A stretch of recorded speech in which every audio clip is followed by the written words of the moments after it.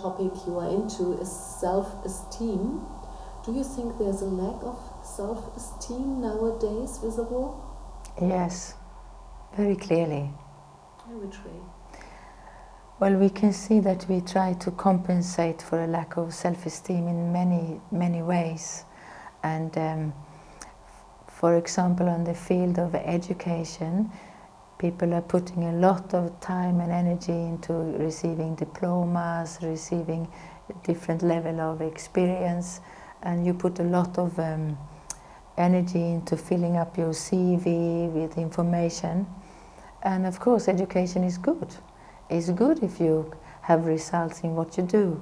But the problem is that when there is a lack of self-esteem, it becomes a means of compensating for who you really are.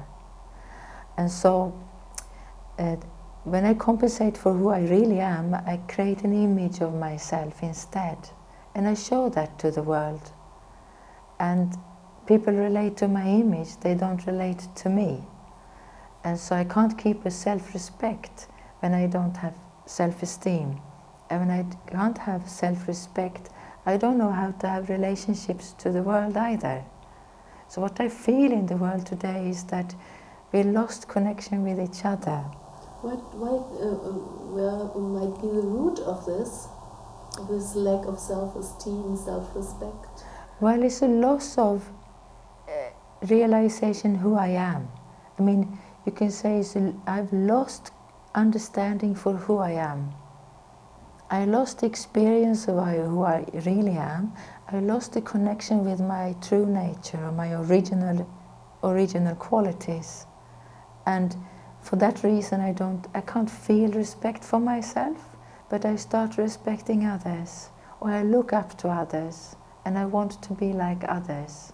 But if I could connect and understand my own qualities, it would create a lot of meaning, and it would create a lot of happiness inside.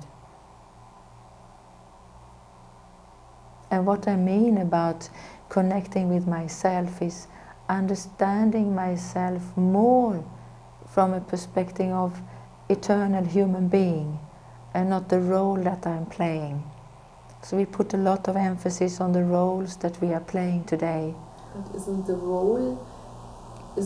reality in this world? The role everyone plays that's real in this world, isn't it? It's the job, it's the family, it's all these things. This is reality, isn't it? Yeah, we do play roles, but when we lose ourselves into the role, meaning, for example, if somebody criticizes me at my work for the work I'm doing, and I get very upset about that, it's because I personally feel criticized as a human being.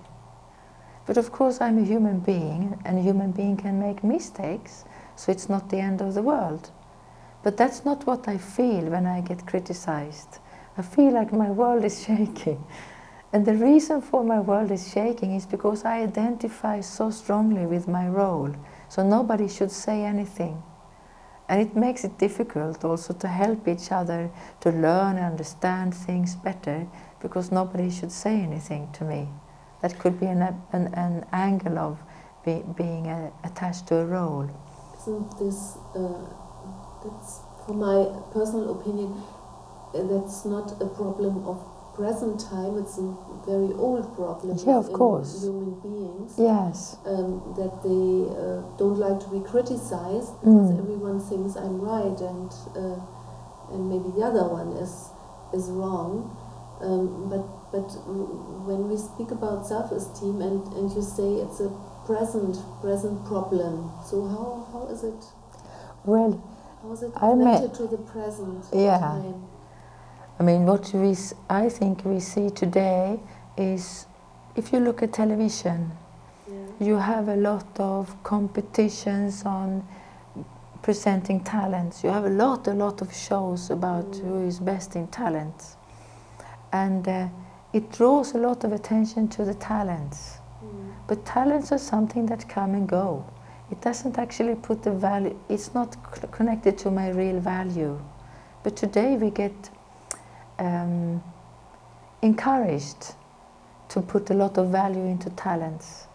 But actually you can have a talent But you can also give a lot of sorrow to people, even though you have this talent. You can feel a lot of sorrow. You can be unhappy even though you have a big talent. Because inside of yourself, you lack a self-esteem. You lack a true connection with yourself and appreciation of yourself as a human being. This shows, you think it might be that people feel minor when they see these people in the television shows, and they feel I'm not as good as they are, or not as beautiful as they are, or not as talented as they are? Yeah, well, of course, some people might feel like that. I don't think all the people feel like that. I think a lot of people take a pleasure out of seeing it, of course.